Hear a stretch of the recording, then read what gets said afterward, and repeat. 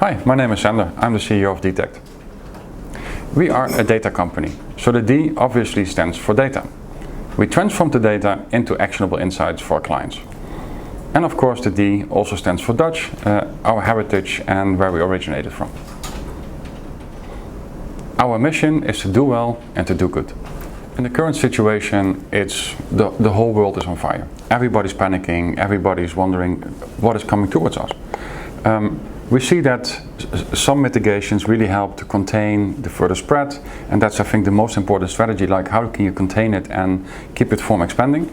And as we had like this technology ready, we were just thinking, how can we use this and apply this to society to pay a contribution and to help. And we had the technology, but in thinking on how to do this, we looked at what has been successful in the world. So when we looked in, for example, Singapore, on how they tried to contain the infected people, which clusters they came from, we saw that the most important ingredient from them was actually registering people on certain locations. It's great. The only thing which we didn't see is that in every location you had to fill in a new form, a separate database. So we were thinking, hey, we have this back end, let's offer a front end on top of it, that everybody, whatever location it is, can check in, can check out, register, donate the data.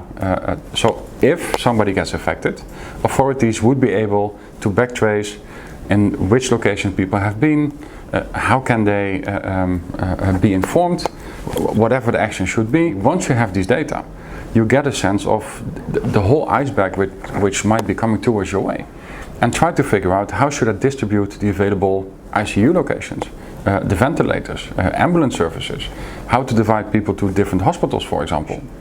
What you see that sometimes when people have an app, they feel like, hey, I provided my data, or I check in, check out, and now they feel safe because there's no alert that there's a contamination risk at a certain location.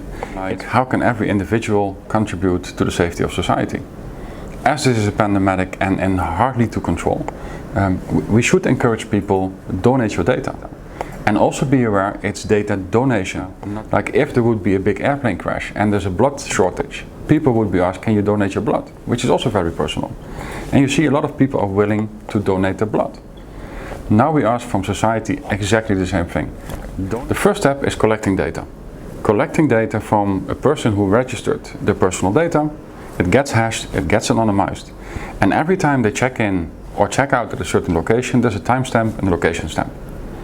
And once we correlate and we analyze and process the data, we distribute it to the authorities who need it to decide on who to help, when to help, and where to go to.